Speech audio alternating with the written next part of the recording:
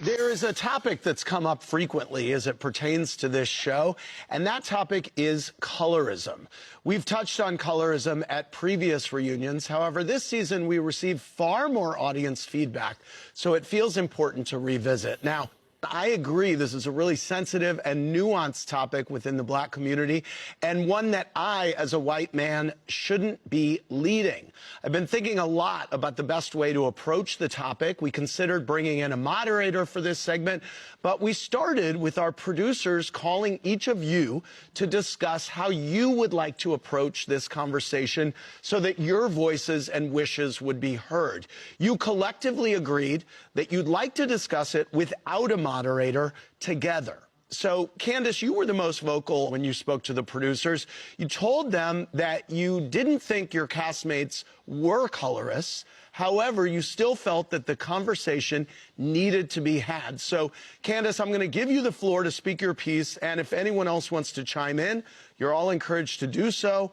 I will listen and learn. Well, I appreciate you and our producers for giving us the space to have the conversation. But I think if we're going to have the conversation, right, about colorism, we have to first agree on the definition.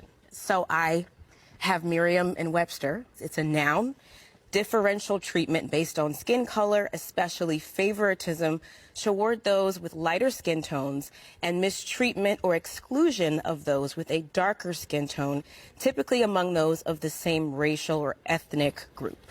Can we all agree that that is the definition? Absolutely. That's colorism. Yeah, that's the definition. Yes. That's colorism. Okay. So from there, I think it's important to pinpoint instances where colorism may have reared its head within our group. I am someone who has a reputation as being someone who will yell, who will scream, who will cry, or do any combination of those things.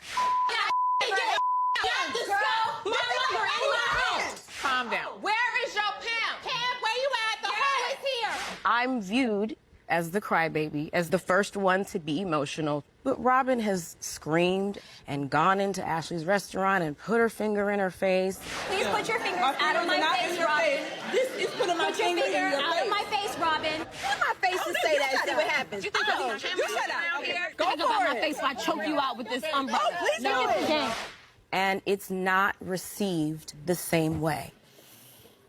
Okay, but I feel like I've been called mean girl and aggressive multiple times sitting here. So, Sitting here today now, you but think are that we the ones saying, "Oh my God, Candace, you're so emotional"? some of you are, and some of it comes from the audience who watches our show. I was confused with you're the emotional one of the group. What does that have to do with the color of your skin? Like, how are you connecting the two? Villainized and based off of being ridiculed. emotional? No, I'm saying, what does you being emotional have to do with skin Am I not color? making sense? I understand what you're trying to say. I just want to understand. I think it's really important if we personalize it a little bit, you know. Yes. For me, you all know I own the plantation that my ancestors were raised on. So colorism was taught very early on. The darker pigment person was in the field. The lighter woman was in the house Negro. I can tell you it takes a conscious effort to change that which has been placed within us. That Indoctrinated, thank you, darling. That never was supposed to be there. What Candace is clearly saying is based upon the pigmentation of her skin, but given the same circumstances, she's judged more harshly than Robin or I would have been. Yes. Okay, How do we know that's true? I mean, Candace is who Candace is, Robin is who Robin is. Right. So how can we say that Candace is treated a certain way because it's just her personality that maybe rubs people the wrong way Candace sometimes? is treated a certain way, but here's the key. You listen to Candace. She says she's feeling that she's treated a certain way. That's the first step, I acknowledging understand. her feeling. And I agree. Inherently, for me, Giselle, Robin, Mia, we get preferential treatment or whatever. I understand that. I acknowledge the privilege. You know what I'm saying? As a light-skinned woman, I do.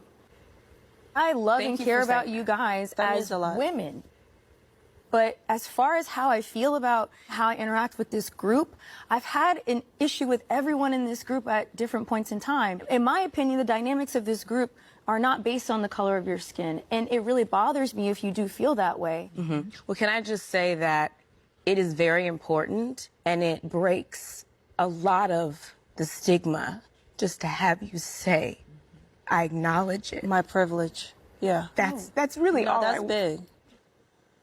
No, I mean, I definitely do agree with everything that Ashley said. You know, colorism is a real issue, and it's upsetting to me because I am raising a beautiful brown baby girl in this world. Yeah, me too. And I'm not used to that. I'm not used to being accused of being anything other than just treating people how they treat me. Unfortunately, we all have work to do. Yeah. I just hope that since we have had this conversation, yes, we are filming a show. We want to be entertaining, but we will be mindful moving forth of dog whistles that are used within this group. Michelle Obama's watching. Yes, she'd be very proud. Make her proud. Yeah. A little bit. We went high. We went high in this segment. Oh, yeah. Oh, yeah, this segment. Now let's get to low. Thank you, ladies, so much. Thank you, Thanks Andy. for doing Thank that. you.